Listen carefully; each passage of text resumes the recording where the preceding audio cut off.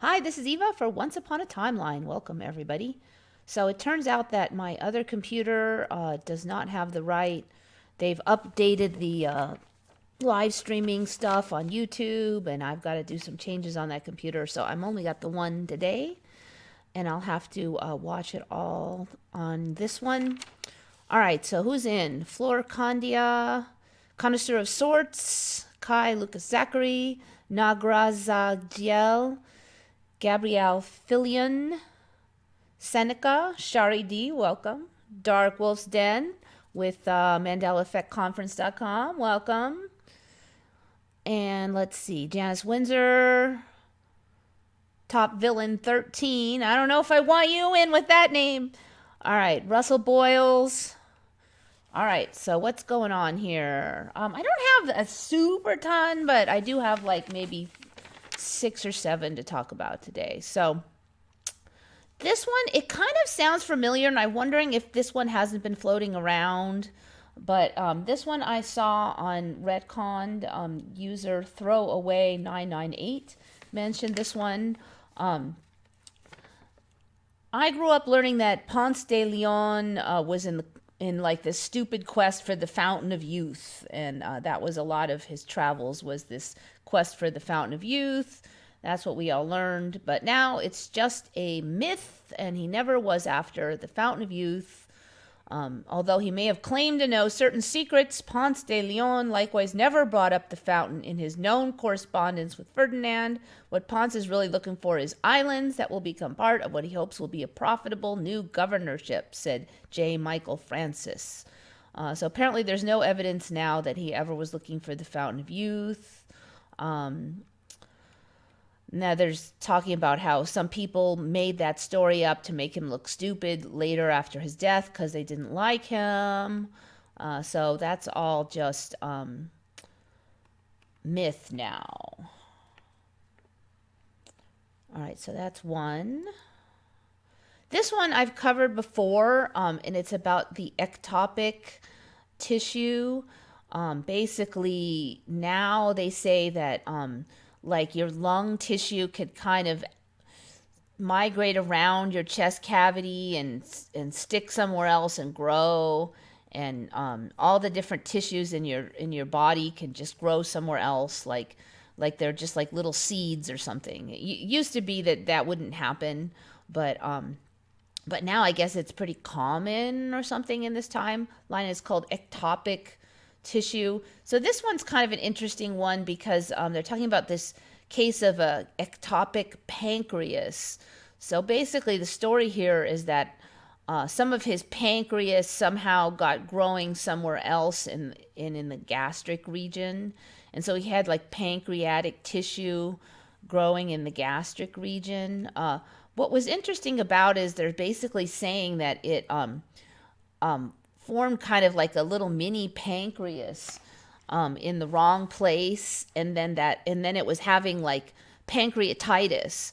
So he was getting all these symptoms of inflamed pancreas, but his regular pancreas was fine, but this pseudo pancreas that had grown in the gastric wall was getting sick and making him sick. So you get the symptoms of pancreatitis, but they can't fix it because your regular pancreas is fine. It's just really weird thing about the current timeline.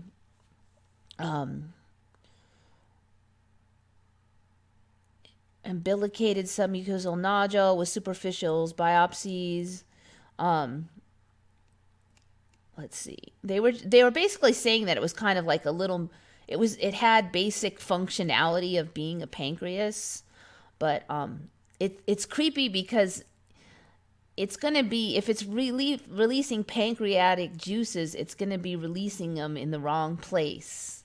So I don't know why aren't just dying from this ectopic tissue now. Let me see what you guys are up to.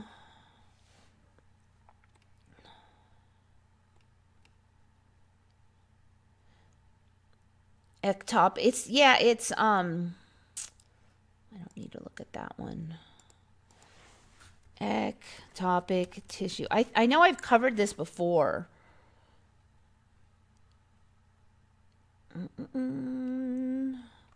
Definition. Let me find definition. Is an error of morphogenesis in which an organ is located outside its correct anatomic site. So ectopic tissue is basically tissue that is located outside of its correct split location. And then so you can find all these stories of lung tissue, uterine tissue, all kinds of stuff, just like tissue growing in the wrong place. So they were saying like it could be an error of your development, like when you're a baby, but it could also be like any damage or anything that happened to your chest wall, like maybe a previous surgery or something. Or sometimes it just, they don't know why, it's just there. So yeah, it's pretty weird actually. Endometriosis kind of sounds like it, but that one seems to be more like adhesions growing where they're not supposed to. Ectopic would be more like a piece of your uterus, like kind of somehow a little seed of it flushed over to another location and then grew there, and then you had more uterus tissue over there, and or you could have some over in your gastric system. Maybe some of your lungs somehow got started over by your liver. It's weird. Unimatrix 001 is in. Alejandro Ukami. Don Holyfield. Welcome. Mandela Effect Quantum Stuff Texas. Danny is in. He says he hears nothing. Everybody else, nobody has said that they can't hear me, so maybe you got your sound off or something. If you can't figure it out, then just try like refreshing the screen, because sometimes that'll fix a lot. All right, so anyways, yeah, so there is, so this one was talking about this case of, here is the creepy little beast right here. Let me see if I can make it big enough. Sorry, it's kind of gross.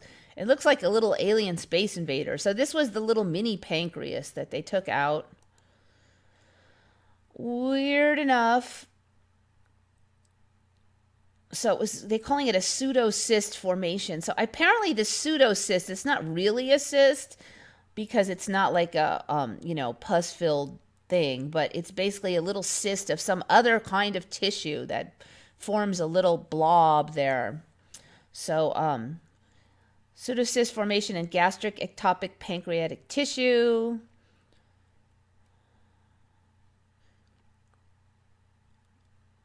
Oh, so they removed that, and then he had no more symptoms, is the basic story.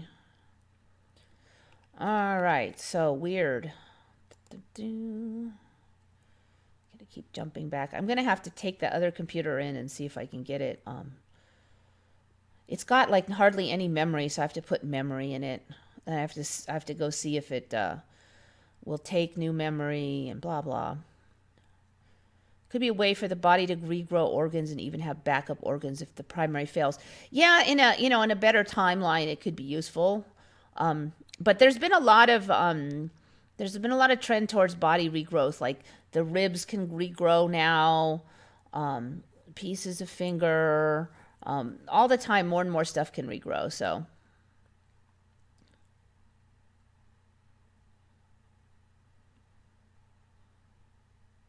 Human skull is changing. Yeah, that's been on for a long time. You could kind of see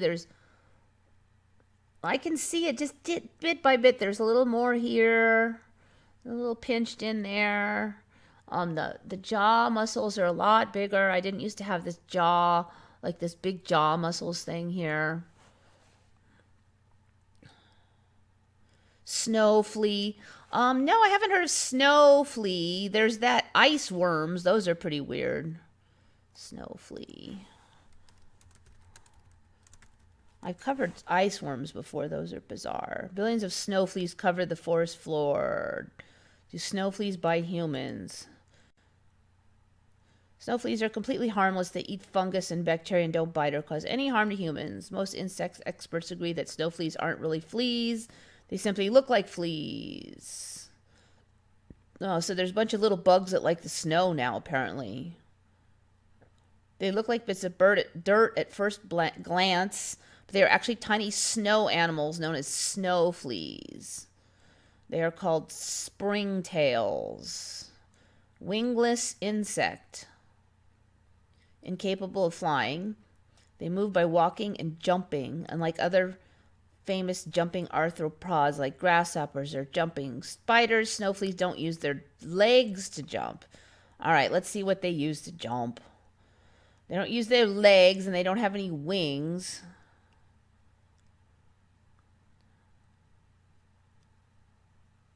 Instead, they catapult themselves into the air by releasing a spring-like mechanism called a furcula, which is a tail-like structure that folds underneath the body, hence the name springtail.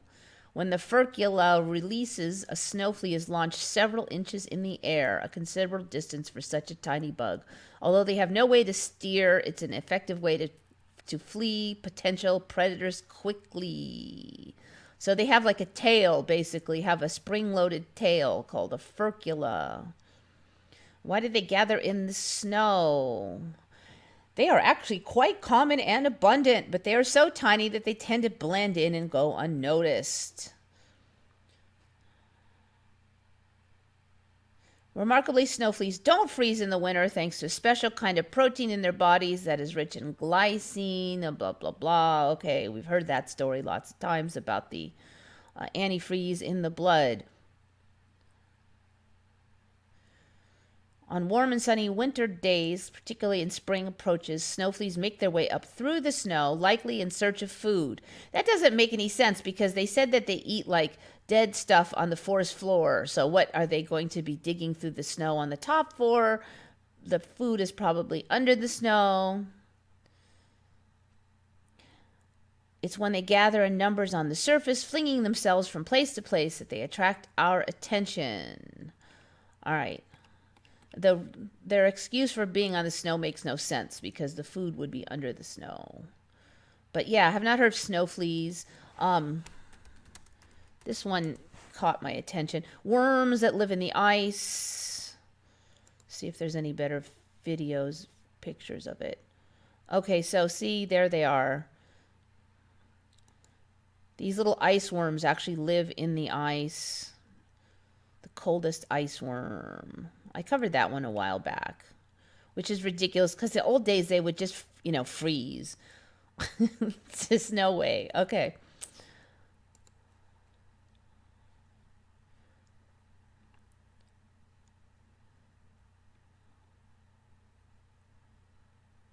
Never heard of fleas in the cold. Luckily, at least currently, they're harmless. There's definitely bugs that were harmless that aren't harmless anymore, though, so can't trust it. Nachiket doesn't.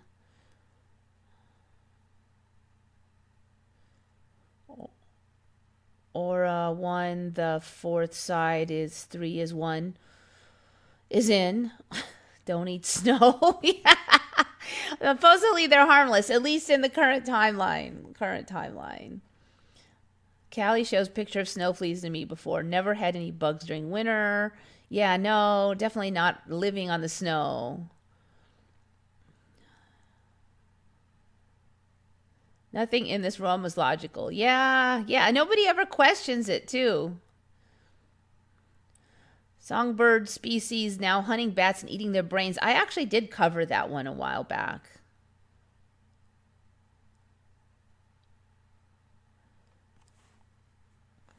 Snow cream. I don't know anything about that, so.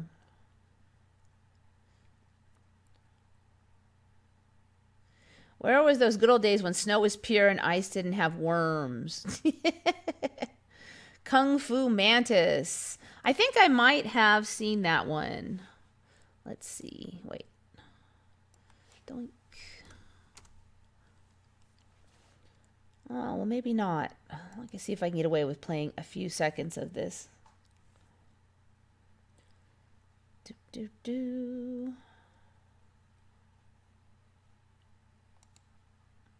might have to live through a commercial first. What kind of world do you... Let's just turn that off.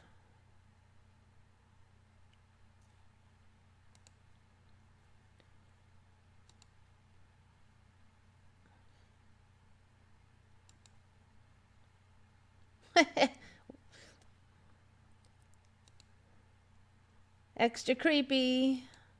You know, we had to have bugs. Oh, okay, now I think a spider is attacking. I don't want to play too much because copyright.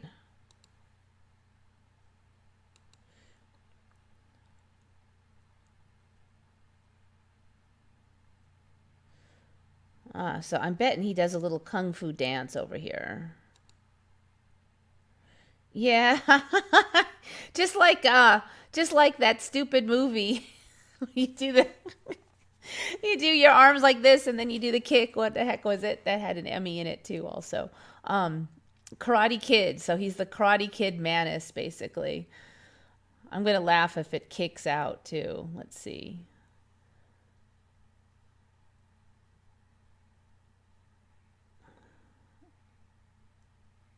Doesn't look like it does the kick, but interesting. Wait, what the heck is that thing? It just gets weirder every second. All right, is that a bug? I've got to see now. All right, let me put the sound on.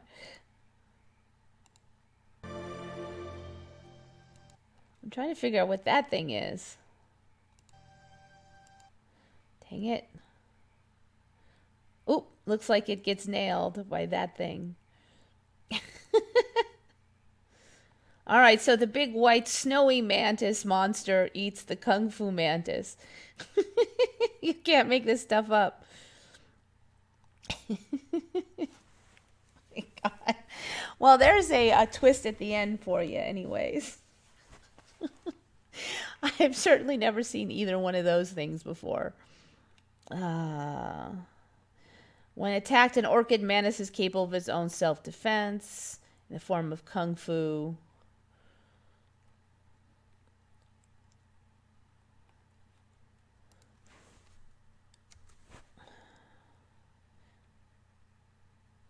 All right, so I'm pretty sure that guy's the kung fu mantis because he did the funny moves. Oh, yeah.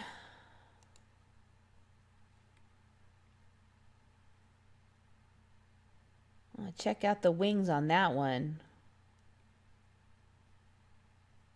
So the praying mantis wings looks like that now, apparently. Yeah, I don't think so.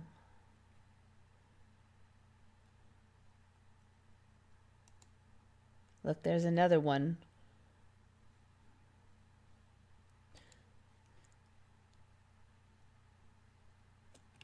Anyway, yeah, no, I just...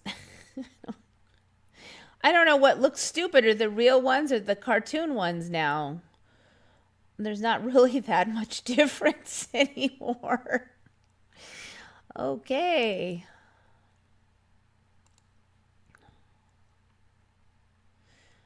$2 from Life Matrix. Thank you. Did you see Seals and Croft is now Seals and Crofts? Huh, no. Yeah, I don't remember the S at all. Seals and Croft. I mean, I can't say I'm super familiar with that, but I'm actually good at just like remembering the sounds of things, like the sounds of words, even if I can't remember any details. And I do not remember an S on there. Orson Welles is now Orson Welles? Nuh-uh. All right, hold on. Welles. Oh, it is. Orson Welles. Orson Welles.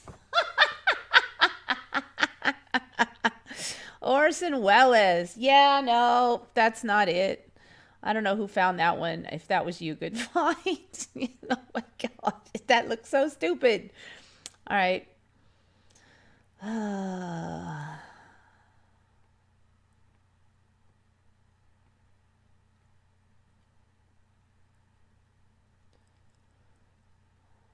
So that was Copanine. Tibet may be a quantum roll further down into China. Google Earth demonstrated this is almost a digital transfer on the map. Now, I'm not sure exactly what you mean by that. Ladybugs bite. Oh, do they? Oh, little stinkers. Can they bite humans? I mean, they used to be able to bite small insects. Ladybugs are indeed capable of biting humans. They prefer not to bite, but when they do, ladybugs bite with surprising sharp mouth parts. No, they never bit before. I mean, I would never touch them if they bit. We used to hold them on our fingers all the time. Okay. Oh, yeah, no. Ladybugs bite.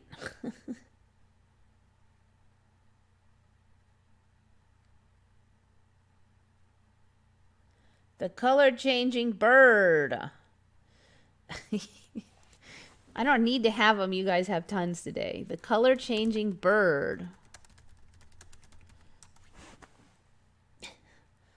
Surikov. It seems to change color with every sassy head movement. More of it keeps you mesmerized. You get a chance to see myriad colors. Okay.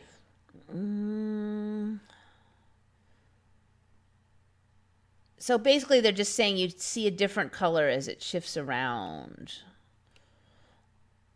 They always kind of did that, but... See if I can play a little clip and get away with it. Okay, so this one's kind of playing here. Each time it turns its head, it looks a little different, I think is the storyline here for these. Yeah, I've not heard of one called the color changing bird, though.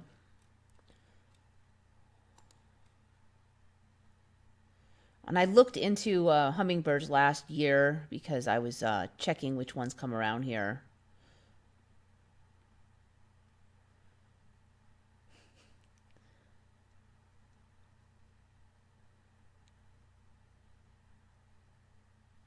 Misty Dreaming is in. Welcome. Dead GPK is in. Orson Welles, not Welles, was one of the actors in the War of the Worlds, stunt in 30s, recall it causing panic and hysteria, but now that changed too. Yeah, that was one, I think maybe over a year ago, people were noticing that War of the Worlds, the famous play that they did over the radio that scared people into thinking people were really being invaded by aliens. Now that it didn't cause a panic and everybody knew and it was all overblown. Yeah, that's another Emmy, definitely.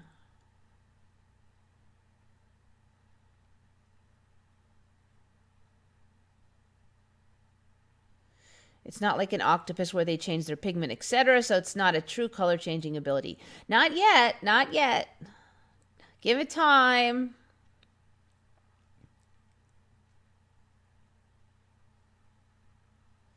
Earth Google Maps changes are huge. Yep.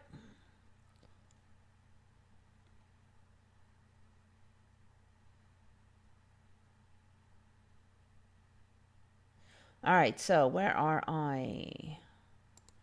This one, MKUltra, was kind of just, there wasn't much on it back in my old timeline, and it was mostly just guesswork that,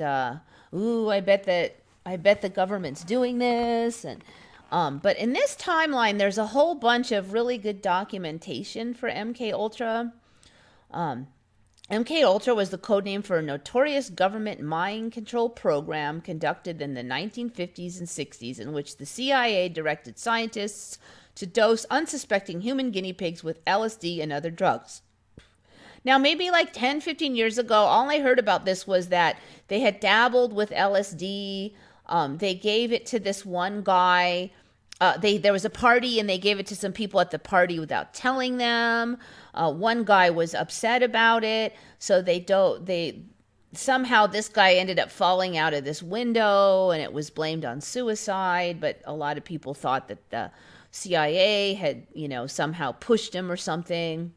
But that was about it, like 10, 15 years ago. There wasn't a lot on it, but currently there's so currently this one really caught me.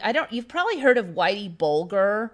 was a famous criminal, violent leader of the Winter Hill gang, sort of like a gang dude, who was known he was in prison for a long time, and he was just known as being this really bad guy. Well, and I just had heard about him like a year ago, and there wasn't a lot of, this story was not on it anyways, that apparently in current timeline, Whitey Bulger, which I am not sure if he was in my old timeline. I've only known about him a year. But a year ago, this was not attached to him. So in this timeline, he was a victim of MKUltra mind control program when he was in prison as a young prison inmate. He was given LSD over 50 times, and it was he was told it was for medical reasons, but it was just a lie. It was actually researched by CIA for mind control. And then he went on to terrorize South Boston as a notoriously violent leader of the Winter Hill gang. So now people are saying, well, maybe he became crazy because of all that LSD. Remember, LSD wasn't well known then, supposedly, so people didn't know what, was happening. So I've never heard of anything with Whitey Bulger being associated, not to mention a victim of MKUltra before. All right, so then they're talking about this guy, Sidney Gottlieb, was running MKUltra.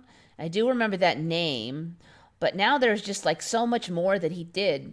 So basically, they ran this program where they used every kind of drug combination, sensory deprivation, hypnosis, electroshock, and all kinds of other techniques, all aimed at trying to find a way to destroy a human mind. Behind him, he left a trail of wounded and dead in numbers that nobody can even estimate because records were all destroyed as Gottlieb left the CIA.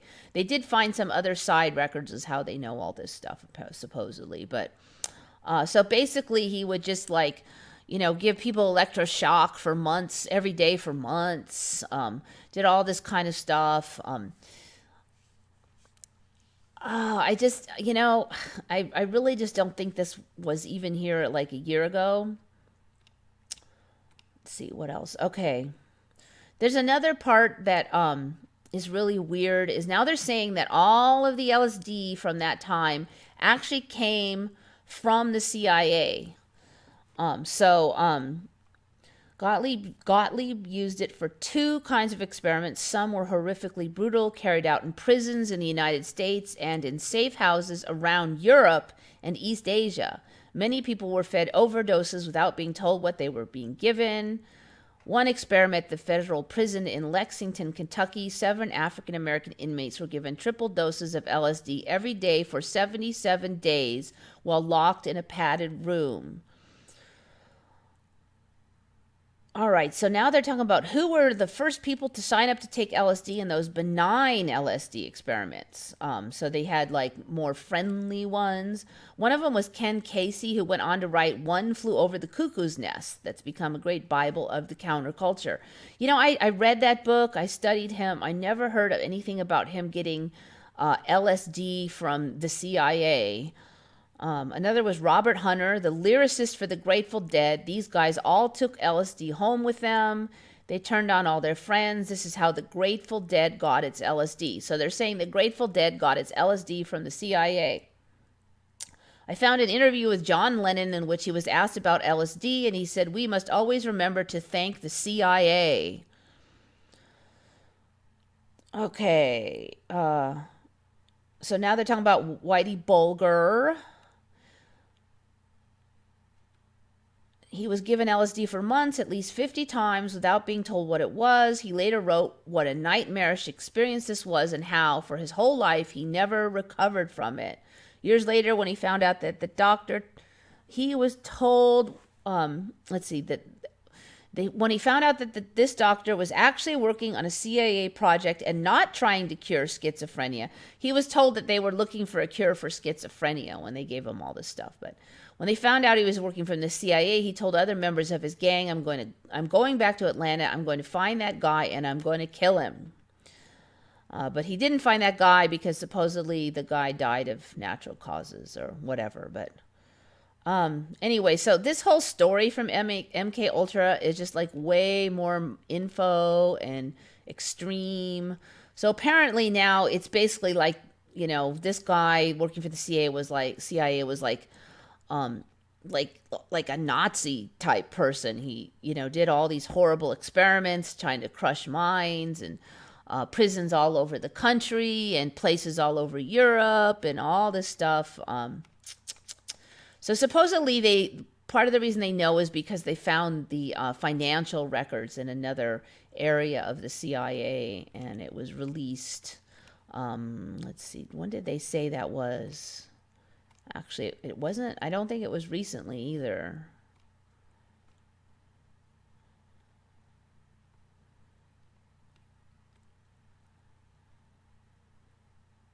All right, there was a trial in 1999.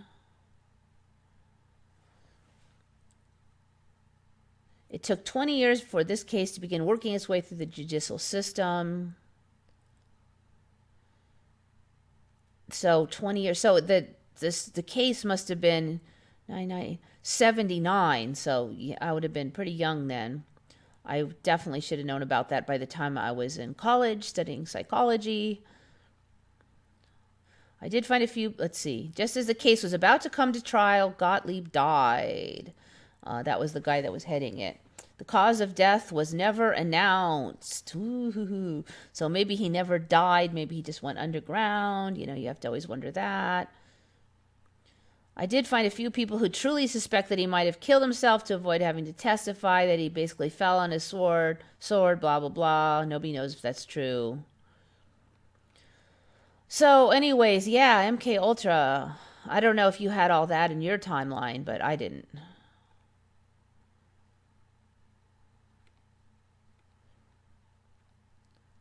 Welles sounds ridiculous. Yeah, I agree with you there.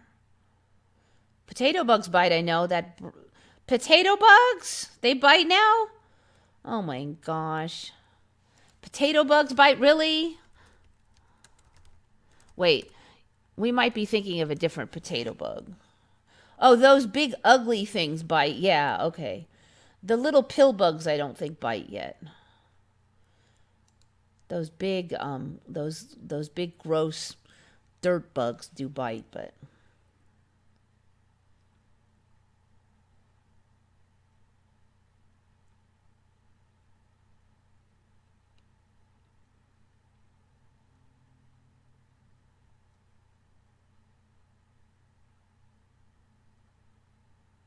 no sundogs in my old reality. Yeah, nope. And first they started out small. They were just the little halos around the sun. Then there was a little bit of a halo and a little light on the sides. Then there was more light, so it looked like there was two extra little baby suns. Then there was more like halos, and so then now it looks all fractal, and it's totally crazy. Roly polies, yeah, roly polies. I don't think those bite. All right, so no comment on the CIA mind control, huh? All right, let's see. What else we got here? All right, this one is from Shari D. I was somehow just failed to get this one out last time. And once I was all done, I realized it was still on there, unspoken of.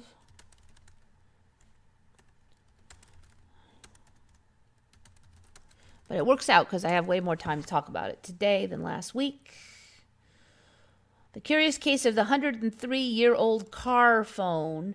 This is kind of a weird one, and it kind of follows a plot line that I see a lot for these ME introductions. Basically, they'll come out, they'll say something outrageous, then they'll dial it back a little, go, oh, well, that's not really true, and it's really just this, but the other thing they'll say is just as equally ridiculous, if not more so. But somehow they're slipping it under the wire by kind of throwing you a bone. I don't know. It's just kind of hard to describe, but you'll see this pattern all the time. Like, blah, blah turns out to be not true.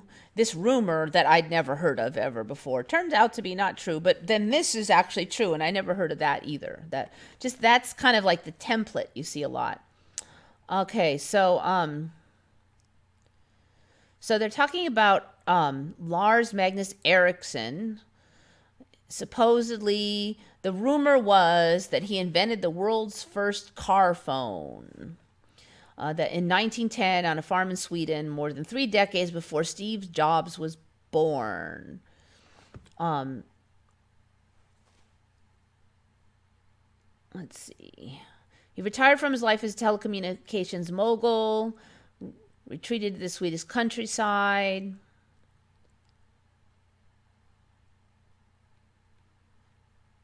So they're saying that he had this weird thing in his car where he would get two long sticks, and then they would hook them over the telephone wires that are existing, seeking a pair that were free. I don't really even understand what that means. When they were found, Lars Magnus would crank the dynamo handle of this telephone that he has created, which produced a signal to an operator in the nearest exchange. So basically, they jump out of the car and slap these sticks on the wires, and then it was like the world's first hot wire, basically. But then they go on to say, oh, but that couldn't have been true because it turned out that Ericsson never owned a vehicle, so he couldn't have done that. But it actually turns out that this technique was really common in certain areas of the telecommunications industry way back then. So, excuse me. So they're saying basically that this was done in 1910, and even if Lars didn't invent it, 103 years old or earlier even, since other people were already doing it, you could just jump out of your car and patch into the phone lines. Anyway, I think it's, I can't swear that's an ME, but it sounds pretty suspicious knowing what we do about the tech before its time business.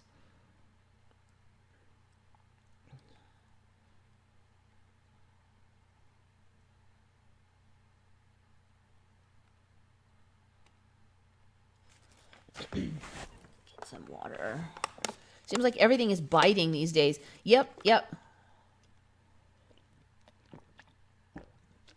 Well, for a while in the timeline, I'm sure I mentioned it, the ants that used to be harmless and couldn't bite, that are local ants here, were biting the crap out of me for about a year and a half. And I never really spent a lot of effort trying to get rid of them, but I did that year. The first year they bit me, and then the next year they started biting me, and we went on the poison patrol because I was getting bit daily or 3 times a day by these damn things. And these were insects that could never bite humans before, and they were mean. Now they were biting me all the time. And they had a extra worker class of larger male or something, a larger drone. So you'd see them all in a line, and then extra big ones for a while. And I looked it up online, and it said that these did have, these different classes of worker. And then another shift happened, and I stopped seeing that extra class of worker. And then I looked online, and that never existed now. There was no extra class of worker that was extra beefy. And now they said they can bite humans, but they usually choose not to. Whereas the year before timeline, they loved biting humans. And the minute they got on you, it was like... So now I haven't been bit again for another year because these ones can but choose not to bite.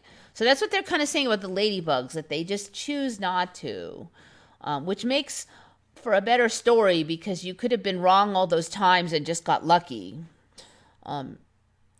That's why you never got bit, because they choose not to. So we seem to be in the choose not to bite timeline a little bit or something here. Did you read a little moon that is orbiting around our moon? I saw there was another little moon orbiting around the Earth, but they said it was only going to orbit around. There's that other. There's the permanent sort of orbiting moon, but then there was another one, that little bitty one that was supposedly orbiting for 3 weeks or something. That's all I've heard of, though.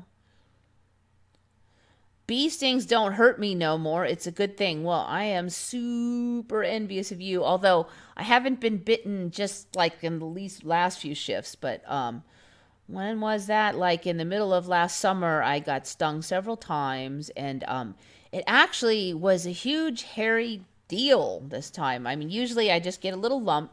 It hurts for a short while. It's just very tiny and nothing. And that was always the case. The last time I got stung, it swole up this far, 3 days, slowly swelling.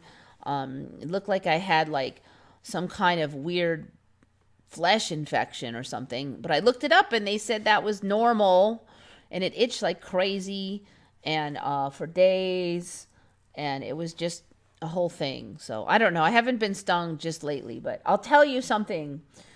We have for 25 years we've had a beehive living above the front door.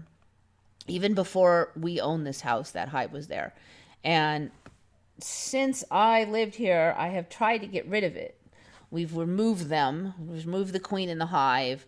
We sealed up. We took out all the honey. We washed it out, trying to get the smell out. And we tried our best to seal the entire area. But they just chew right through our ceiling, and like they chew right in, and they keep moving back in like different hives. So I don't know. It just, there have been hives there so long, we just can't get rid of that smell or what. But so a couple different hives have been in there since we removed that hive, and then this last hive is mean. In fact, we're vacuuming out all of the workers because they are so mean. They started attacking like last year in summer. They were attacking me when I was on the roof trying to cut some branches, but then they started attacking us in the parking lot. The bees now are weird. You know, they used to just sting, but now they fly all around and they squirt you with their pheromone. And that never used to be the case. I mean, they just sting you, and then there was some kind of rumor about them communicating with pheromones. And then they said once they sting you, they release a pheromone that brings other bees. But now what they do is they spray you with pheromone before they even stung you, and you may get away without getting stung if you keep swatting that one away. But he's hosed you with pheromone now. So now, if you leave the house and another bee sees you, the minute that bee gets a whiff of you, that bee immediately attacks, even though you weren't doing anything, because you're hosed down with the pheromone. So you actually have to go up and like change clothes and stuff and maybe take a shower so that you can leave. So I got hosed with the pheromone like a couple weeks ago. And then I was trying to get out to the car, and other bees just started attacking me, and it was like a mess. I actually managed to get into the car and shut the door before they stung me, because in this timeline, they spend time hosing you with pheromone before they sting you. So if you can swat fast enough and run and shut the door, they haven't stung you yet. In the old timeline, they just go straight in. But I don't know. The bees now are crazy. So as much as I love honeybees, that hive has got to go, because we can't even safely operate in the parking lot anymore. Bees now are just, they look weird. They're not very fuzzy. They're not all that yellow anymore. I've covered some of this stuff. But this whole pheromone hosing thing has like definitely taken it up a notch. The myth of luxuria is... The myth of luxuria? I've never even heard of that. It's the halos and the sundogs all the time now. Was a rare event in the past. I see a lot of just the straight circular sundogs in the summer now. A lot. All right, so the myth of luxuria. Myth of luxuria. Never heard of that. Luxuria. Some kid is making this up. Luxuria. Is that really a thing?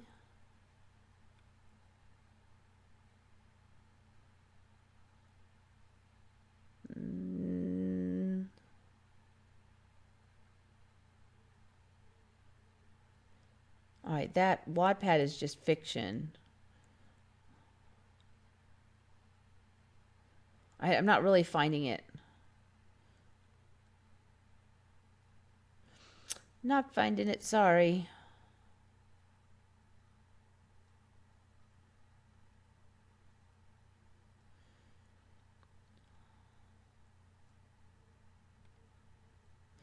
Halos and sundogs for me only since chemtrails. I thought that was the cause, but maybe it's the sun's sign from the Bible of his return. I don't know. Signs, the signs and symbols, I think it was. I think it's reversed in the Bible now. It used to be the signs and it used to be the signs and something, and now it's the something and the signs. I think I saw that on EYA. Oh man, EYA, there's so much stuff she finds and the Bible changes. It's just crazy. The Bible, oh my God, the stuff that's in there now.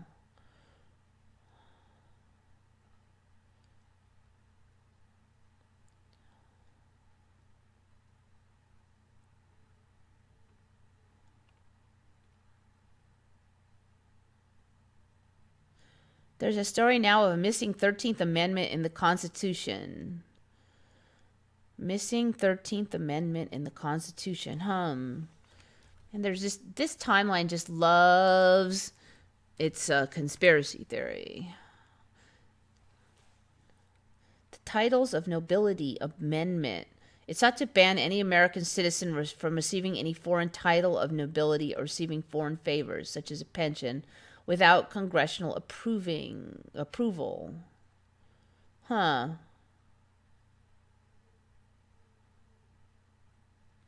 Titles of Nobility Amendment.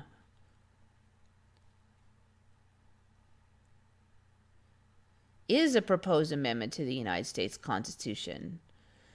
The 11th Congress passed it on May 1, 1810, and submitted to the state legislatures for ratification.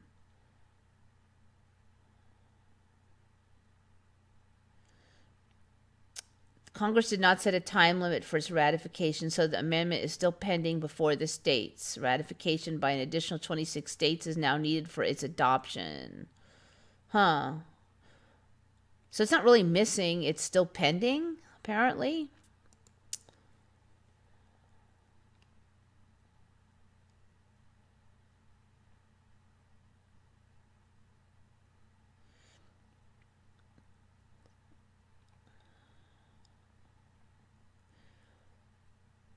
All right, Shari's bringing up something from Redcon, how the Declaration of Independence looked like. What did the signatures look like? Apparently, John Hancock's signature was known for a specific feature of its signature self, if anybody remembers that. Q Monty remembers John Hancock's signature was the biggest.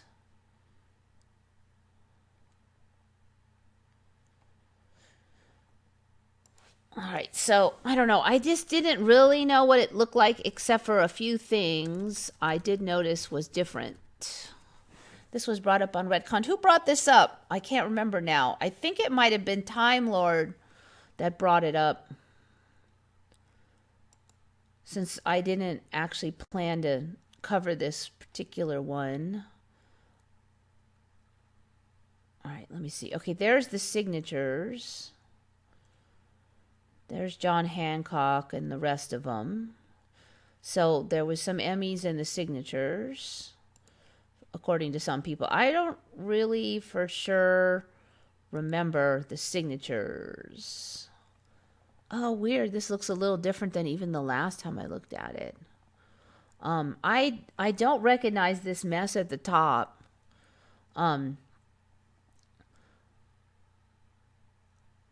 It looks all scabby at the top. I mean, why is the I large and then the N is small and then the S's don't line up and then the 1776 is all tiny and so is the 4. And, you know, it used to be like this beautiful script for me, the Declaration of Independence. And the Declaration of Independence is not called the Declaration of Independence. It's now a declaration by the representatives of the United States of America in General Congress assembled. But it's not the Declaration of Independence anymore.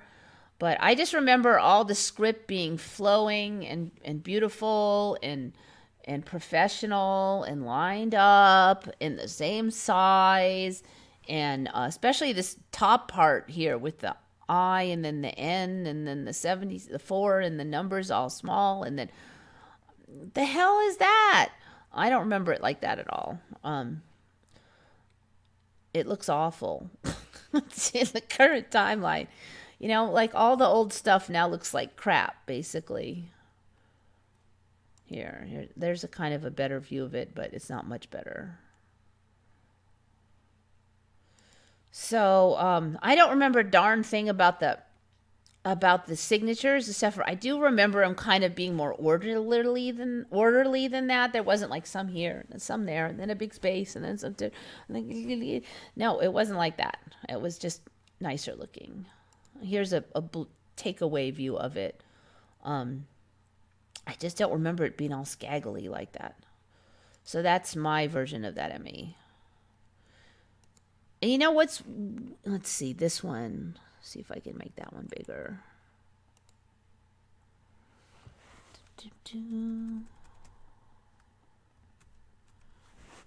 All right. All right, this is the one I saw last time. Some of those other ones look like they were typed, like you said, but I think this is supposed to be the original one. So it is like script here, but see, all of this script is all uneven, and what is up with all that? It's a mess. I don't know. There's the signatures. So a lot of people remember John Hancock as having some kind of huge, massive signature compared to everybody else's. Now it's just a little bit bigger. But some people remember it just being this monstrous thing. I don't remember anything like that. Maybe it wasn't in my timeline, or maybe I just didn't know, but.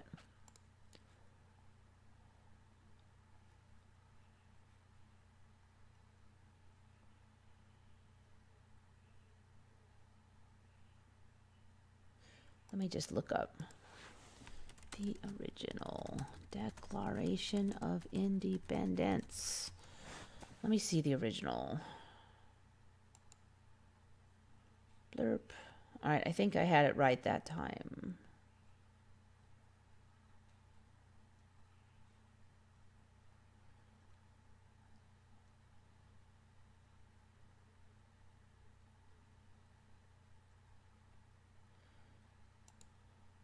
All right, best I can tell, that is it.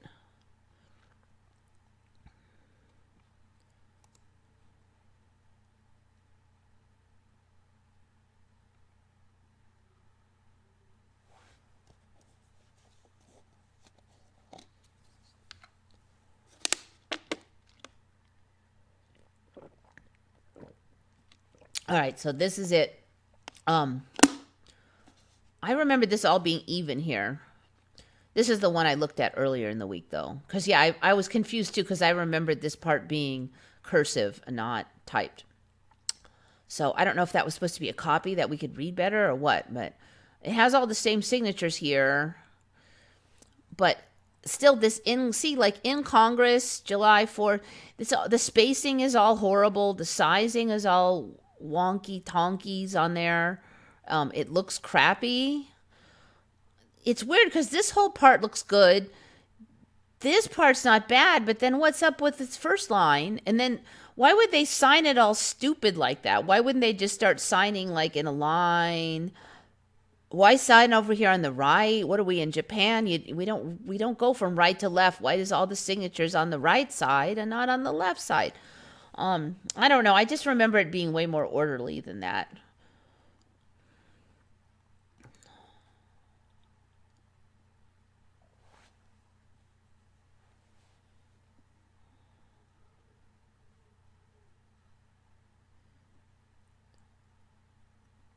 Next week, we'll learn the original was sent via email. Yeah, they had the special electromagnetic email or something. It was done by radiation, or I don't know.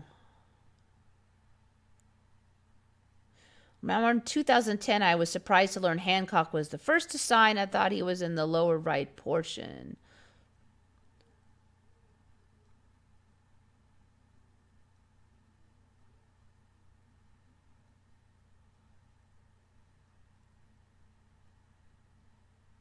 There's like a really weird noise outside.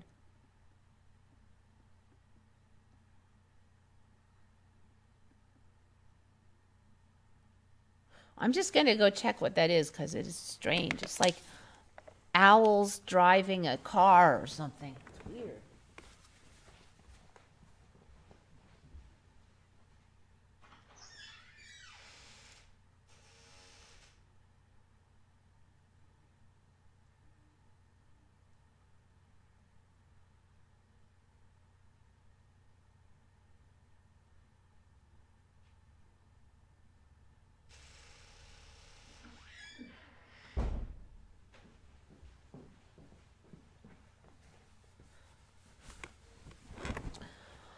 Well, I guess there's a bunch of owls just hooting in different places in the yard.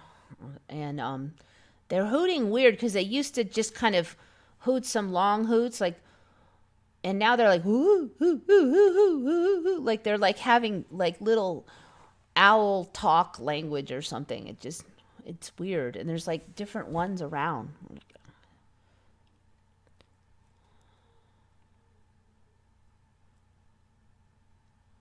Yeah, the other thing is, I just wonder if sound is carrying better now too, because it's so loud. I live kind of by the freeway, like maybe a half mile from the freeway, and it's just so loud this year. I don't know. Japanese ladybugs in America. Japanese ladybugs in America. The multicolored Asian lady beetle now makes its home in the United States and native Asia. This beneficial ladybug was imported in the early 1900s to help naturally control pest populations. Yeah. Now, those don't look anything like the thing I was just looking at.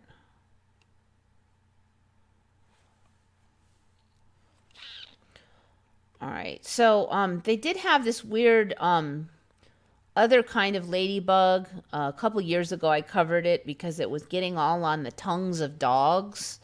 And so they had some images of the dogs with these ladybugs all over their tongue. It was really weird. So I think that's what we're talking about is those. Blue tarantula, that's been on.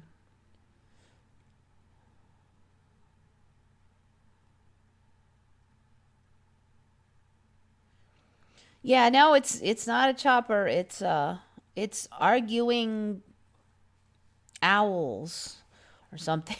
I don't know. You just can't make this stuff up. Sounds are louder. It just travels. The sound of the freeway used to be very dull sound, and now it's so loud now. Yeah, the owls are having their own Mandela chat. I don't know.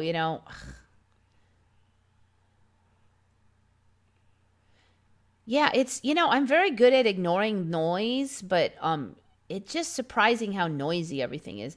I'm out rural. I'm out in the countryside. The freeway is far, and late at night there's hardly any cars, but the few that go just sound like it just sounds like tanks are going through these days.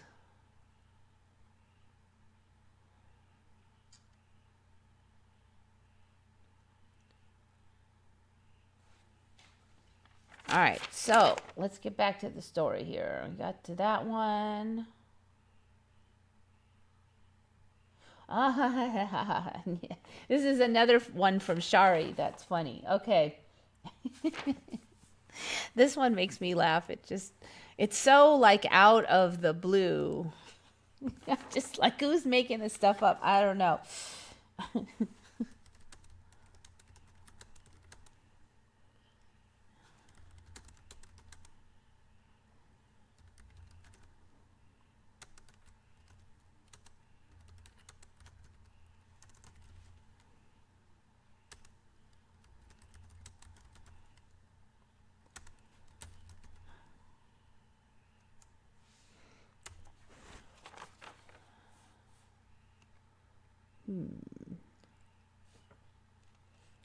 Where's the one I looked at?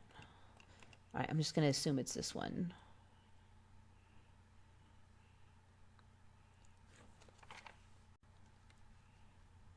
All right, so the story is that if you know what cornrows are, those that hairstyle that this hairstyle here where the hair is pulled real tight against the scalp and it's made into like rows. Okay, so the story now is that during the time when black people were slaves in America, they would use the cornrows to like make maps for escaping. Since if they were caught with an actual map, they could get in big trouble. But if they just cornrowed, like it doesn't even explain like how different. Like it's kind of vague because it's basically says if you wear this one style, it means this, and another style means that. But it didn't really go into how you would actually learn anything significant from the style of the cornrow. Depictions of women with cornrows have been found in Stone Age paintings in the Tisili Plateau of the Sahara. Now, here's where it gets weird. Like, how long have cornrows been around? I've never heard of Stone Age paintings with cornrows in them. People with cornrow hair. They're also saying that Native Americans, as far back as 1,000 years ago, showing cornrows as a hairstyle. I've never heard of Native Americans. Like the Indians, basically, Native Americans wearing cornrows. Braids, but not cornrows. The tradition of female styling in cornrows has remained popular throughout Africa, particularly blah, blah, blah. Okay, so Emperor of Ethiopia with cornrows.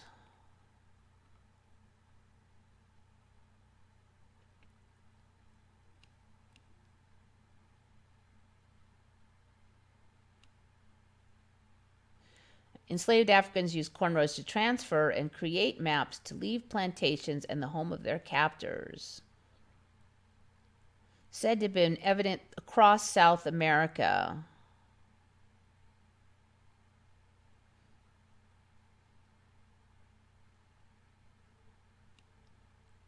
Anyways, I've never heard of this, and it's the kind of thing that I'm sure that everybody would have been talking about a long time ago.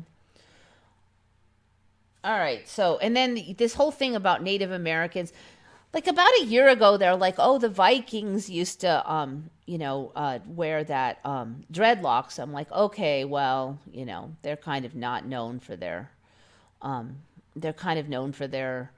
don't know, it fits in with the mystique, let's just say.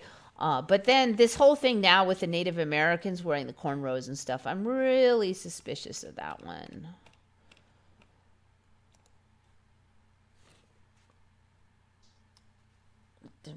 Okay, where are we?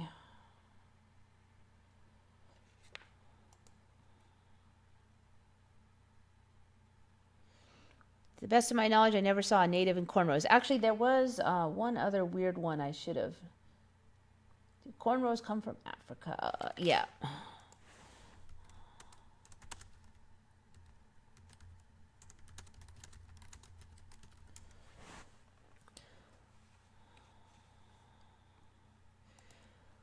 The other thing I saw when I was kind of researching this is there's just all these really weird hairstyles I have never seen with Native Americans kind of showing up now.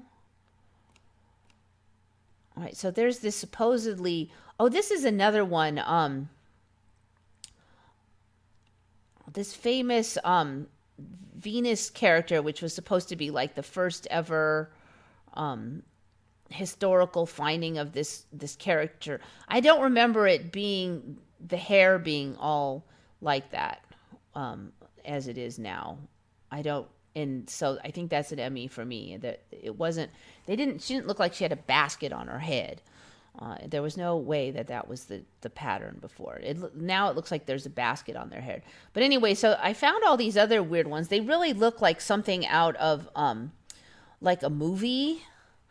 These young girls from Congo Brazzaville in 1940, so it wasn't that far back with these insane braids. Yeah. All right, so now I mentioned before, like, there weren't all these different races that all did that skull binding in my old timeline. First there was just one, and now there's like a gajillion. Everybody did it now. So the skull, apparently there's some weird hair that goes with the skull binding. So this woman got the skull binding, and then she has her hair done up in these giant cone things. Never seen that before. Check out that hair. Brazzaville again.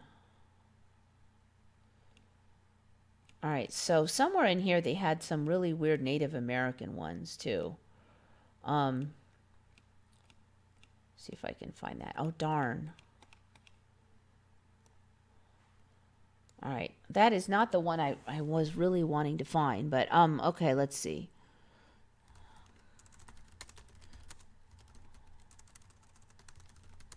This one's one of them. I'm pretty sure I can find it this way. All right, so there was this one. I've never seen this one before. Whoops, not very easy to see. So I guess this was called squash blossom hair. Never heard of that one. And this one is board hair. Native American Indian hairstyles. Okay, so this is not a hat. That's his hair. It looks like a giant board. And they called it board hair. There's another one. The real Princess Leia. So they did this, their hair in this, like, it reminds me of like a mushroom growing on the side of a tree. They called it board hair. Did not have that in my old timeline.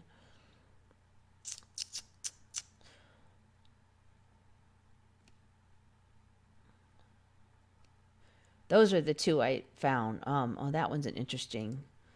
Blackfoot, I don't, I'm really suspicious about that one too. Just a lot of weird hair in current timeline.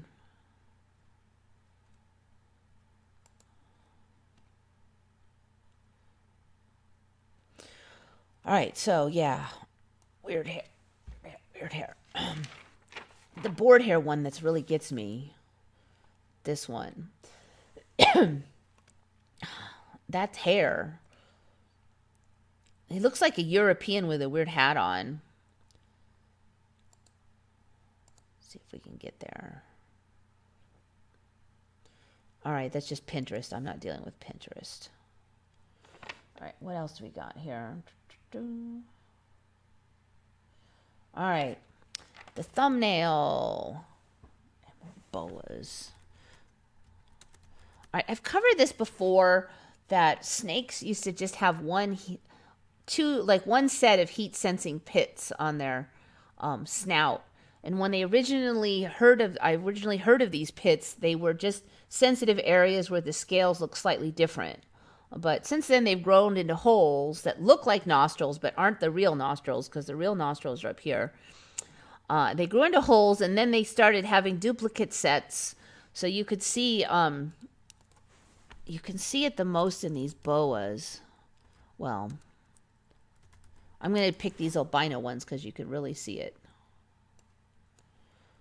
You can see all the sets of holes, and it looks silly. If you can see a nice close-up, it looks super ridiculous. All right, let me find one of those now. Oh, it's Python. That's why. Python. That's why I'm not finding it. Python. All right, this one shows it pretty good. See all those holes? I mean, it looks kind of dorky that it looks like they're full of holes now. Oh, I can't make it any bigger. It's not going to put up with that. Boink. So look at all those holes. Totally ridiculous. It shows up better in the albino ones. Of course, there was an albino one. Isn't that a cute snake? And it was just doing that. And it had all these freaking holes. So last time I checked, yes, there were some extra holes, but they're just getting a lot more extensive now. So now they brought it up a notch. I think that's as weird as it gets for boas, but see how they look? Look at that. That looks crazy. So the nostrils are up here, and these are like heat sensing pits. They got these weird lines in there. It wasn't that extensive last time I looked. It doesn't look quite as bad from the front, but when you get to the side, it's just crazy. Never saw that before. Well, until like this year. So they look like they have like little whiskers or something. It's kind of cute, but there's another one. That one has less sets. They're just growing more and more sets. The holes are getting wider and wider. So then I saw they have this thing called emerald boas now, which basically take that up a notch. Now, I looked into this like 6 months ago and I didn't see this. So the emerald boas have a whole set on the upper lip and then a whole nother set on the lower lip. So they basically have this like washboard face. And they sleep like this. They wrap up into this ridiculous cow patty that dangles on a stick and they snooze like that. And I saw that about 6 months ago. And I thought that looked pretty ridiculous and it looked very ME-like. But I just, for whatever reason, I was busy with a lot of other MEs. And so I just elected not to cover that one. But these guys have a gajillion. All of these are like the holes all along the face. And then they have it in the lower area too. So that's what's on the thumbnail are these things. See if I can find one that shows the bottom half. I think this one shows it. Not very well. Derp. There, that shows it pretty good. So it has them all along the top and then all along the bottom now. It also has these heat sensing organs. So on both mouth parts now. There's interesting view from there. All right, so this is the thumbnail. So you can really see each one of these is whole, basically. These are all a gajillion little holes in the upper and lower mandibles now. Totally crazy. I really don't remember them quite being so pinchy up in the front here, but for sure these holes, there was no, even 6 months ago when I was looking, there wasn't any that had so much extensive holes on both ends of both sides of the face. This is another one here. I don't remember this giant hole here in the mouth. That looks totally ridiculous. So yes, snakes, yeah, they're getting weirder and weirder.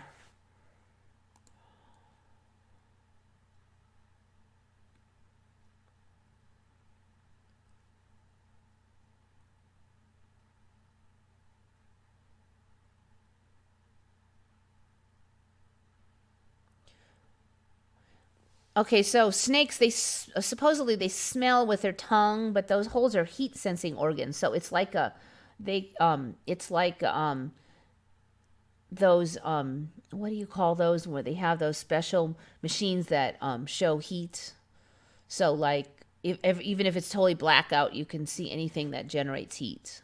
So they're pretty studly now because they have eyes, so they can see with the normal light range. Then they can smell so good that they can, and then they also have like this like heat vision. You see a Mandela effect. I see, oh my God, you creepy snakes. I put it on there just for you, just so that you could enjoy it.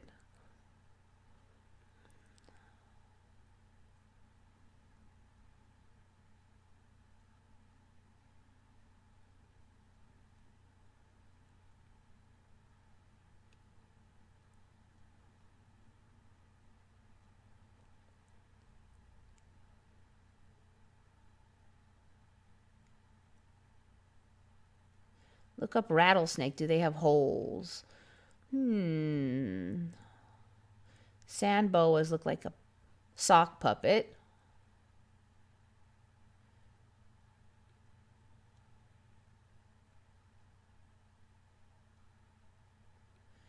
I don't remember in my timeline snakes having this kind of heat detector. Yeah, they first started talking about it, you couldn't really see it. It was just, they said that they have them. And then later you'd see close-ups with and it would just look like the scales were a little different there. It's only recently that it started being like holes. And there was just like one, at first there was just one organ, and then there was like two spots, and then there was holes, and now there's like a whole bunch of holes. All right, let's see. What was the one? Rattlesnakes. Let's see. I'm going to write face and see if I find. All right, there's just the two holes, I think. I really don't remember even those two holes being there. I believe those are the nostrils up there. And then these are the heat-seeking. Yeah, see right here. I think they just have the two. This is interesting here. The scales are much more specialized than I recall up here in the front. I remember them just having ordinary scales up there.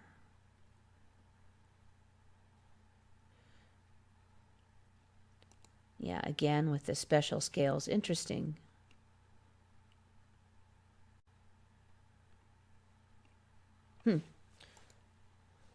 Yeah, they look, see, they have this little overhang thing over their eyes now. Just a little different. It makes them look more angry like that, too. Did you? All right, this one, we've covered this before, but I don't think we covered that they're in Florida. Manchineel tree wiki. All right, this one was from Retcon user will work for answers, which is a good name.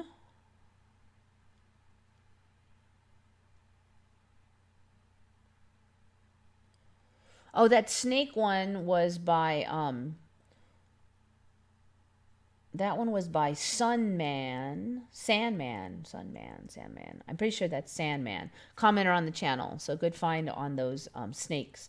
That person actually linked this, one of the albino snakes, but it was a video, and I didn't think I needed to play the video. Always risking copyright strikes that way. So, all right, that's everybody. All right, so everybody's been credited so far. All right, and this one was for you will work for. So this Manchineel tree, it's like super deadly poison. If it rains and you're under it, you'll get like these horrible burns all over your skin. If you touch it, you'll get horrible burns, and it'll last for like months. But here's the thing: I don't remember them having apples. Now they have apples that look kind of like real apples. But they're called Manzanilla de la Muerte, little apple of death. Most toxic trees in the world, blah, blah, blah.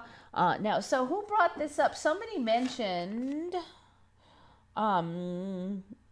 that I think this was also the same person will work for answers, that it reminded me of the poison apple in Snow White. It reminded that person of it. And yeah, it does, because there didn't used to be a poison apple like in Snow White, but now there is. There's this deadly poison apple. But what's weird is that, I first heard of this, it was like in some weird foreign country far away, but now they're saying they're also native to Florida. So I don't know if any of you Floridians have ever heard of this thing, but you can't touch it, you can't get near it, you don't want to stand under it. Any little contact with it will make horrible skin damage that can last for months. So you would probably know about this, but I've never heard of it. Manchineel is native to Caribbean, Florida, the Bahamas, Mexico, Central America, and northern South America. So it's in Florida now. It better stay out of my state because stuff in Florida could get here, but no. Stay out of California. You can stay over there in Florida. Thank you. Tree contains strong toxins, some unidentified. Milky white sap contains forbol and other skin irritants. Burning the tree may cause ocular injuries if the smoke reaches the eyes. Contact with the milky sap produces bullous dermatitis, acute keratoconjunctivitis, and possibly large corneal epithelial defects. Fruit is potentially fatal if eaten. May produce gastroenteritis, bleeding shock, bacterial superinfection, and the potential for airway compromise due to edema. When ingested, the fruit is reportedly pleasantly sweet at first, with a subsequent strange peppery feeling, gradually progressing to a burning, tearing sensation and tightness of the throat. Symptoms continue to worsen until the patient can barely swallow and solid food because of the excruciating pain and the feeling of a huge obstructing pharyngeal lump. All right, so this is interesting because it still kind of follows the Snow White thing, because I don't know of very many plants, at least in my old timeline there were none, that actually tasted good even though they were poisonous. I didn't know of any plants that tasted actually good when they were poisonous, but apparently in this thing is, which is weird, because the whole reason a plant would be poisonous is so you wouldn't eat it. So it wanted you to dislike it right away. It didn't want you eating it. It wouldn't make itself all sweet and then kill you. So it's a weird mixed signal there with this plant.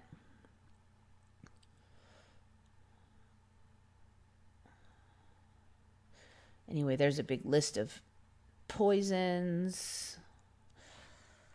Anyway, yeah, I don't know. You Floridians, have you heard of this Manchineel in your distant past or just recently? All right, I'm going to look up those sand boas, and somebody mentioned those. Boas. Look like sock puppets. Their head is kind of weird because their head just looks like a big worm, but compared to other Emmys, yeah, they look like a big worm instead of a snake, but got you, Manchineel. Did you? All right. This one was mentioned by EYA. Also, I guess the Lord's Prayer changed again. It used to be Our Father who art in heaven. But now it's Our Father which art in heaven, apparently. I'm going to look it up real quick, but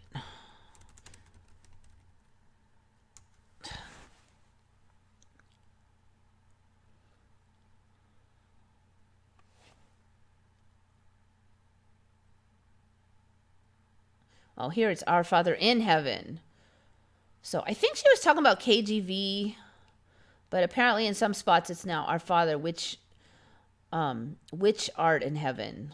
It's weird. Our Father in heaven. I've never heard of actually Our Father in heaven in my old timeline either. So they're just cutting it all out now.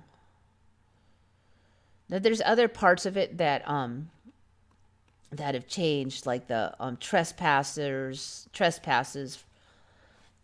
changed to debts and stuff like that. But I don't know. Which art in heaven? No. I think she's talking about the KGV there, though, hers. All right, I got one more. Let me just see what you guys are up to.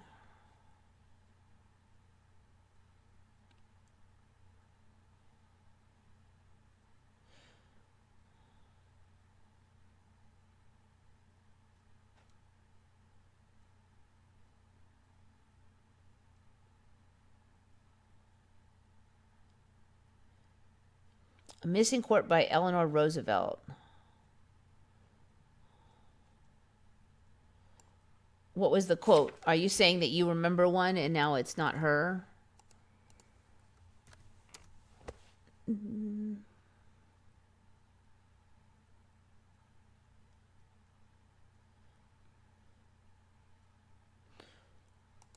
All right, well, let me know what it is then, because I'll need more info. It doesn't have venom sacs like a viper. That's why its head doesn't look like a triangle, but it looks like a worm. Yeah, the sand boas, that's the old storyline that they'll have a fat face if they have the poison sacs, but they never really used to look like a worm either, so. Luke 11 KGV now does read Witch Art in Heaven. Yeah, okay, that was it. Yeah, I got to start watching her more. She has a lot of, I don't always agree with like um her all of her interpretations. Um I do agree that the stuff in the Bible is really creepy though. A lot of it is really just like there's tons of like double entendres now.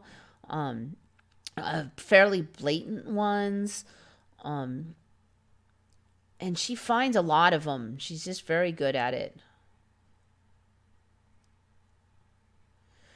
See if the March birthstone bloodstone looks the same for you. Used to just be black and red. You know what? I just did not know the birthstones. If it's not mine, then I wouldn't know if it changed. Sorry.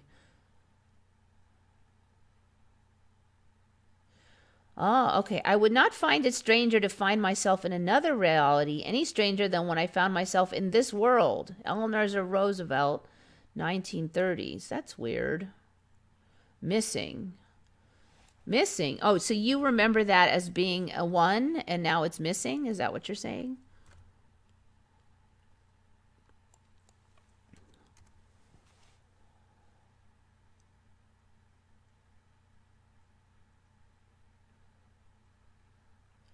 So you remember her having said that? Yeah, I don't know that one.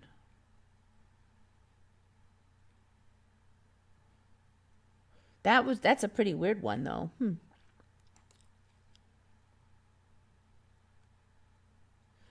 I think a lot of what she finds is projecting her own dirty mind with modern slang. No, I really do think that those weren't in there because it's the thing is, little kids and stuff, they're gonna totally make fun of all that stuff because they have nothing better to do. And there are tons of changes like witch art in heaven. So yes, there are a lot. That was my favorite quote by her. It is gone. Yeah, sorry, I've never heard that one. That one is a newbie for me. Okay, so the last one.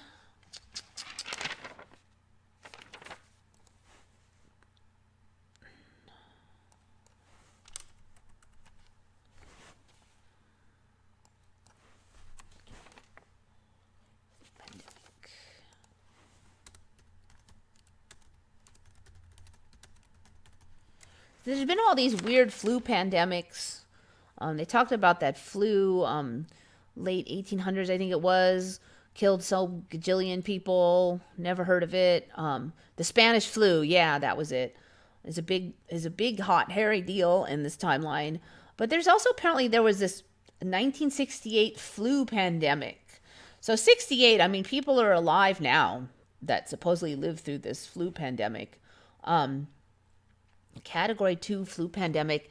So this one was a strain of this influenza A from the avian flu. I do not remember avian flu going way back. I remember this more recent one, H1N1, being kind of like the first incidence of a scary avian flu. And everybody's like, oh my God, all these animals lately, the viruses are jumping from the animals. Well, apparently 1968 we had a different strain of it. And it now I've heard of the nasty Hong Kong flu, but I didn't hear of it as like being a special flu pandemic that infected like 15% of Hong Kong. It had a 0.5% death rate. I've never heard of that.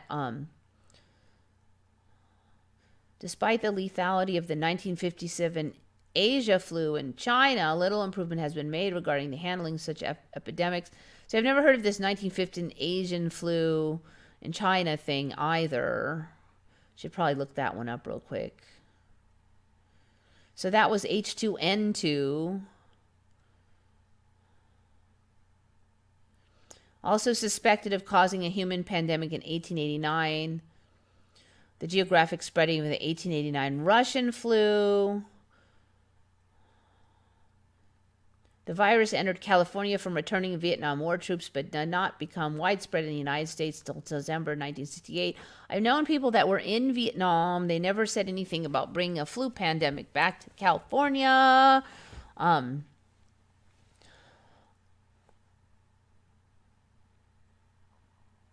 Okay, so comparison to other pandemics, the Hong Kong flu yielded a low death rate. It was about below 0.5%, making it a category 2 disease. So apparently now there's all these other pandemics we've had. Approximately 33,800 people died, including the conjoined twins Daisy and Violet Hilton in January 1969. Yeah, I think the flu is just way more deadly in this timeline. So, that the last one that I heard of was the first avian flu I heard of was the H1N1, but now we've got all these other ones, different H's and N's versions. H2N2. So Asian flu was H2N2. And then that mutated to H3N2. And that one might have done the 1889 pandemic. All right, then there was this Russian flu thing. See, we learned about like the plague and stuff. We didn't learn about I've never learned about any deadly flus, flu pandemics. It was just the flu. The Asian flu was a category 2 flu pandemic in 1956, lasting until 1958. Some authors believe it originated from mutation in wild ducks combining with pre-existing human strain.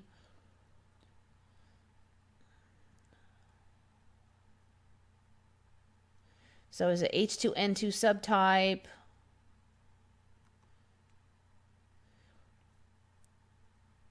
Then it mutated to H3N2, which caused a milder pandemic in 1968, 1969. So both of these contained avian flu influenza virus RNA segments. So apparently it's fairly common now for these flus to sweep through for several years and kill a bunch of people. There's like special deadly ones or something. So, I mean, maybe that's what's going to happen with corona is just some people, 20,000 people die. And, that's like nothing compared to the supposed population of the earth. And then it'll pass on, I guess. But that's what the current history has, a whole bunch of these happening 1889 to 1890. Russian flu is the earliest flu pandemic for which detailed records are available. Flu pandemic, I've never even freaking heard of that word until just recently, flu pandemic. So anyways, apparently flu pandemics are pretty common in current timeline. Stock up on toilet paper before it runs out. It's true, actually, like locally, the flu cases the corona cases they started up Northern California and they've made it all the way to LA. They're not in San Diego yet, but people are buying up stuff. I actually think it's a good idea if people buy up stuff now and just stock up because there's still stuff in the stores so they can. It's not so crazy that they're not restocking and you can't get the stuff. Better to do it now than wait till the last minute. Plagues and Spanish flu. Yeah, I had plagues, but the Spanish flu is pretty new. I've covered that in another episode or whatever you want to call it.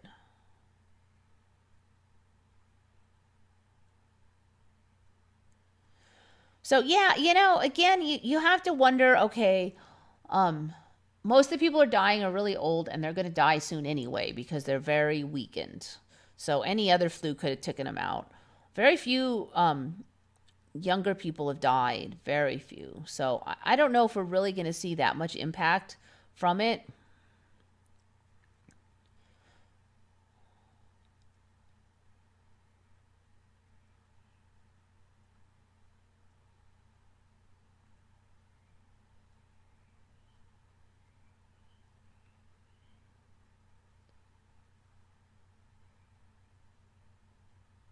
Russian flu isn't anything special. It's just when everyone got a bad flu. Not in the current timeline. It's a special strain.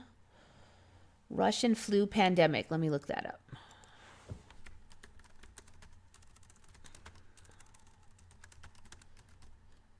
See, for me, the Hong Kong flu was that, basically.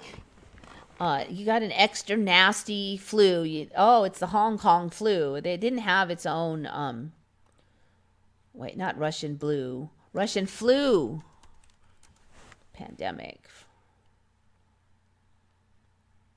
The population. So that one was caused by H1N1 virus, similar to the virus that circulated worldwide during the early 1950s. All right, so 1977 Russian flu pandemic. Well, geez, there's a pandemic every 10 years.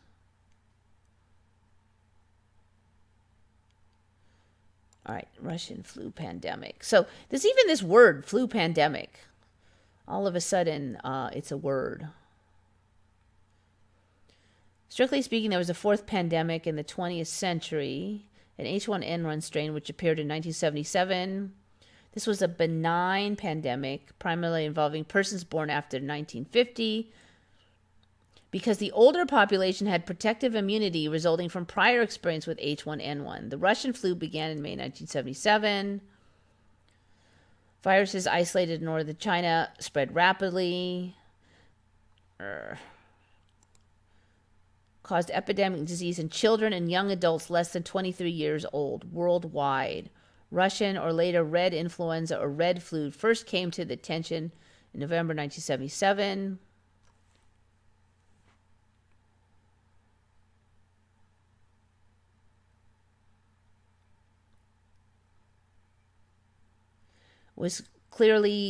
Rapidly became clear that it was restricted to persons younger than 25 years old.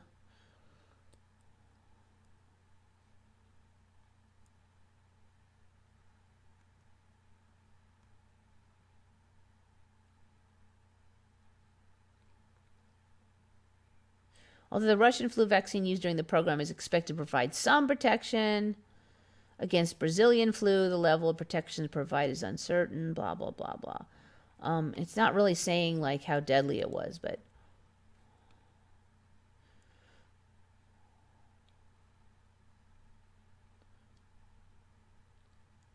all right, so it was mild, but just people under 25 got it, apparently. That's the story.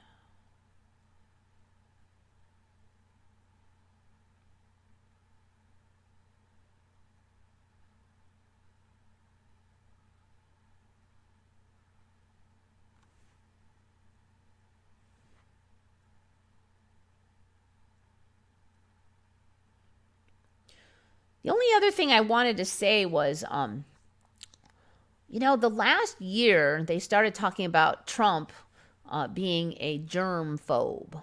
And one thing interesting is I don't remember hearing about him being a germ phobe, like right when he became president, when he was running the first year or two of the presidency, nothing. Then all of a sudden, like the last year, and he's a germ phobe. I think it's pretty weird because, they covered like what he ate for breakfast, but they didn't seem like they had mentioned that he was a germphobe until recently. So I think the timing is a little suspicious that for me, this is the first threat of a flu pandemic for me personally. And we just happen to have this germphobic as a president. It just seems like it's all part of the storyline or something, I don't know. I mean, it's a little suspicious to me. I don't know what it means. It's just that the storyline is fake. I don't know, like fake at a level that I can't really, not in the conventional sense of someone's faking it. Like it's not some deep state plot or anything, but just that I'm really starting to wonder if just like mass sections of reality are just some fake storyline. They're there to make the story for us. Like, for instance, on the news in Yahoo News, yahoo.com news, there was a headline that said, Seattle is like a ghost town, because Seattle had a number of viral flu cases recently. And so they were saying it's a ghost town. Nobody's out. Everybody's staying home. Nobody's out shopping. And they were saying all the store owners are suffering because nobody's buying anything because there's nobody there.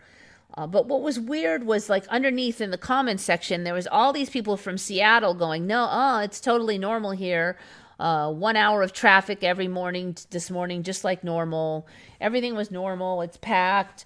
I live in downtown. It's packed. Everybody's saying it's packed. So, I mean, you could definitely say, okay, maybe the news is just trying to look for a fake story. I don't know, but there's just something weird. Definitely, all of the bad news we're hearing about coronavirus, it really reminds me of Y2K. If you were around Y2K, they had it's the same kind of thing. They had all these experts on saying that the chances of problems were really high, and most of the infrastructure is not prepared because they didn't start soon enough, and they had all this legacy programming they'll never fix in time, and all this blah blah blah. And I mean, it really sounded like we were dead meat, and then nothing happened. It just nothing happened, and so just keep that in mind with all the experts, because the experts saying that we're dead meat. This has been going on over and over again for like 30 years for me, and we're never dead meat. It just, I don't know, you can blame it and say that they just want a story, but I don't know. I think it goes beyond that. There's just too much fakeness to just be that. My opinion anyway.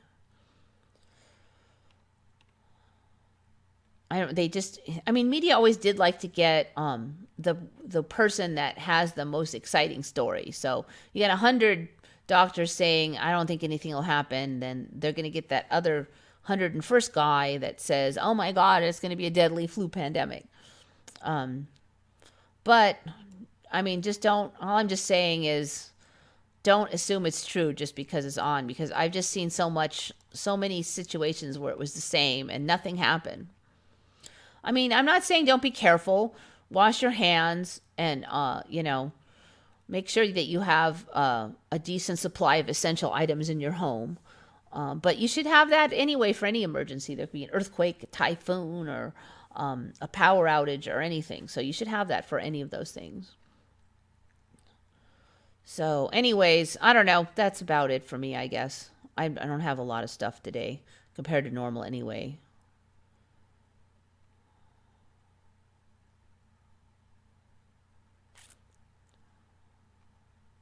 But yeah, I don't know. I just keep thinking about this, like all the stuff we see, and I'm like, another thing I've really noticed is that a lot of famous people all have like weird hair or weird traits.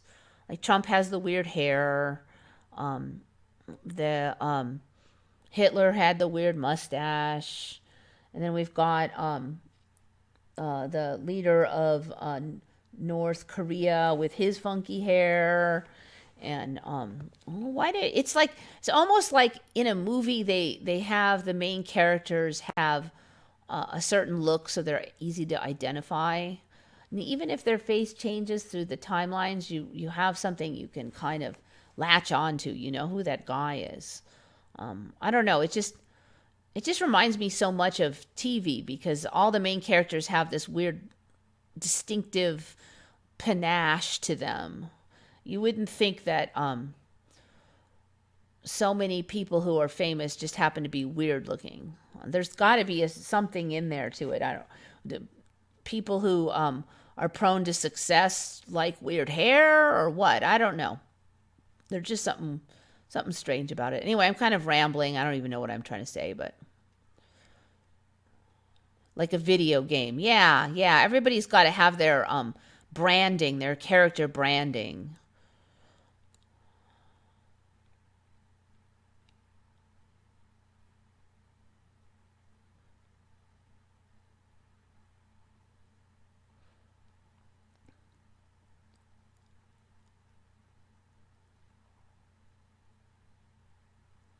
Can we talk about mice that have slick tails and then all the way at the end of their tail there's a ball of hair like a rabbit? Yeah, I've never seen that before. That's weird. There's a lot of weird looks in the animals now. A lot of the cats are getting the little like tufts of hair right on the top of their ear, and it's getting longer and longer.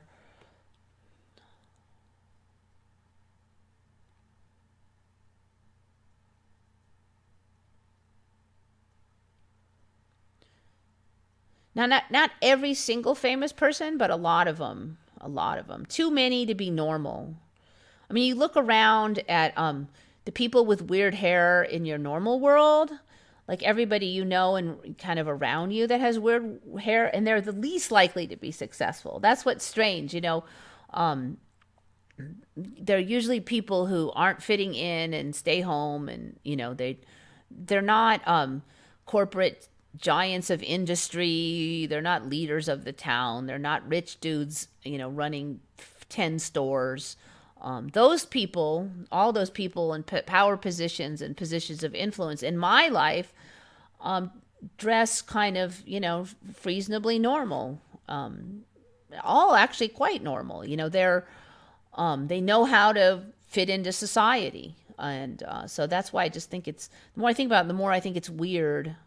Was it Gorbachev had that big weird stain on his head? Just a lot of stuff like that. Jeroboa looks weird too, but it's not what I'm talking about. Yeah, that was a different weird animal.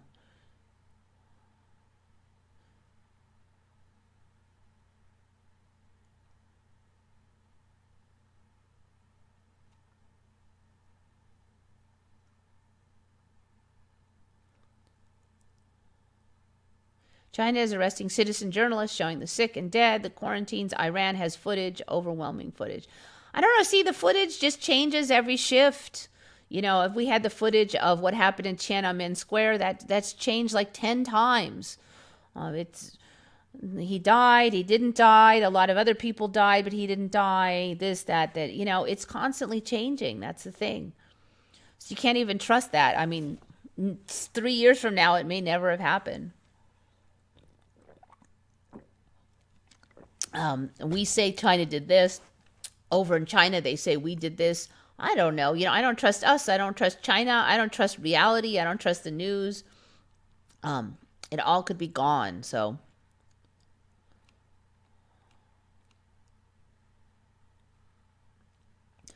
the distinct features they all uniquely have.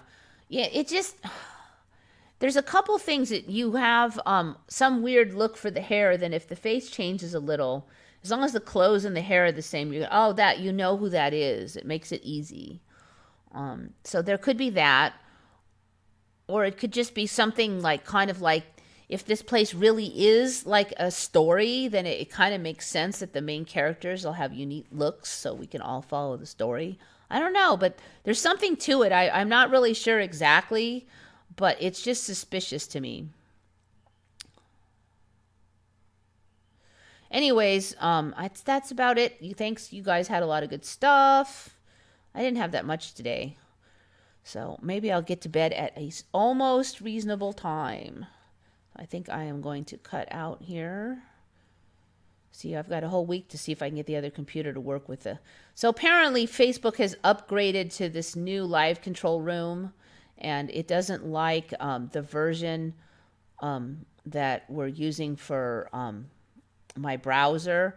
But there's so little memory on that computer that it's not accepting upgrades. So what I have to do is clear off all the crap and then see if I have room for an upgrade or something. So yeah, we'll see how that works. All right. Anyways, thank you, people. You found lots of good stuff as usual. I appreciate you being here. Think good thoughts, everyone. This is Eva signing off for Once Upon a Timeline.